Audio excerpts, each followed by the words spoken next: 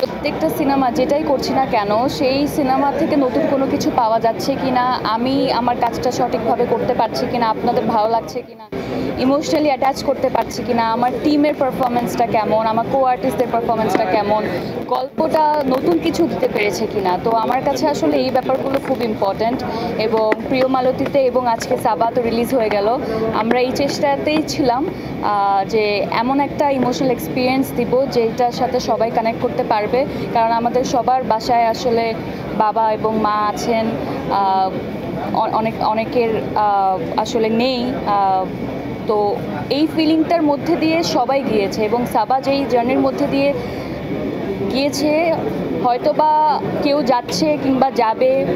তো আমাদের মনে হয়েছিল এই গল্পটা বলা উচিত এবং এটা একটা রিয়েল লাইফ ইনসিডেন্ট থেকে ইন্সপায়ার হয়ে এই গল্পটা তৈরি করা। আমার মনে হয়েছিল এই গল্পটা আমার জন্য খুব ভালো একটা কিছু হয়ে দাঁড়াবে এবং আমার ক্যারেক্টারে ওইরকম লেয়ারগুলো ছিল, আমার পারফরমেন্সের জায়গা ছিল, এই জন্য সাবা করা। আর আজকে সাবা বাংলাদেশে মুক্তি পেল, I am very very happy. আপনারা সবাই আছেন, দেখেছেন, একসাথে বসে পুরো টিমের সাথে আজকে এই প্রথমবার দেখেছি।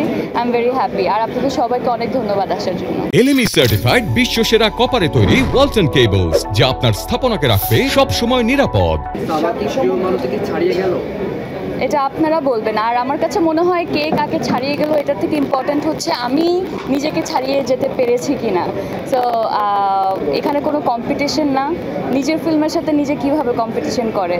এটা তো হয়ে গেলে এমন আমার দুটো সন্তানের মধ্যে কে বেশি ভালো বলা হচ্ছে, এটা কখনোই আসলে চুজ করা যায় না। তবে সাবা আমার খুবই প্রিয় একটা কাজ হয়ে থাকবে সারা জীবন। এই কাজটা তো আসলে একটা সিনেমা যখন রিলিজ হয়, ভুল ত্রুটি ভালো মন্দ এটা আপনারা বলবেন। আমি আমার সর্বোচ্চটুকু চেষ্টা করেছি। আমার এই যে পুরো টিম এখানে দাঁড়িয়ে আছে, ওরা তাদের 100% এফর্ট দিয়েছে। এখন থিয়েটারে ছেড়ে দিয়েছে, এটা পুরোটা আপনাদের হাতে দিয়ে দিয়েছি। এখন এটার ভালো দিক মন্দ দিক যেটাই হোক না কেন সেটা নিয়ে আপনারা লেখালেখি করবেন। দেশের মানুষের সাথে দর্শকদের সাথে বসে সিনেমা দেখলেন, এই অনুভূতিটা কেমন? সবাই খুব উচ্ছ্বসিত ছিল এবং পরবর্তী মানুষ তাদের আকাঙ্ক্ষাটার সাথে সাথে আপনি আসলে রিলেট করতে পেরেছেন কিনা? I feel very blessed. আজকে শুক্রবার, অনেক ট্রাফিক, সবার নিজের ব্যস্ততা, তারপরেও আসলে অনেকে এখানে এসেছেন। আপনারা সবাই এসেছেন শুধুমাত্র একটা সিনেমাকে সাপোর্ট করার জন্য। এই সাপোর্টটা আসলে অনেক বেশি দরকার এবং আমি সবসময় চাইবো সিনেমা যেই ধরনেরই হোক না কেন, যেই জনরাই হোক না কেন, সবার সাপোর্টটুকু থাকা উচিত। কারণ এটা পিছনে এত মানুষের এফর্ট থাকে, এত মানুষের স্বপ্ন থাকে।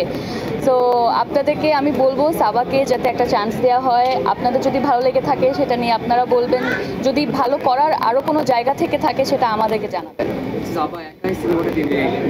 আমার কাছে কখনোই এটা মনে হয় না সাবা একা টেনে নিয়ে গেছে। সাবাকে সাপোর্ট করার জন্য এত পাওয়ারফুল অ্যাক্টার্স ছিলেন।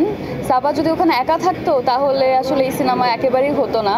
এই যে মোস্তফা মনওয়ার ভাইয়া, আমি এই ফিল্মটা করেছি কারণ I wanted to work with him এবং he is such a powerful actor. ওনার আগের কাজগুলো আপনারা কিংবা ওনার প্রোফাইলটা যদি ঘাটেন তাহলে অ্যাজ অ্যান অ্যাক্টর উনি আসলে কতটা ডাইমেনশনাল বা কতটা ভার্সেটাইল এটা বলার বাইরে। আমি এই কাজটা করেছি কারণ মনওয়ার ভাইয়া, মাকসুদ ভাইয়া, প্রাচী আপা সবাই এত পারফেকশনিস্ট।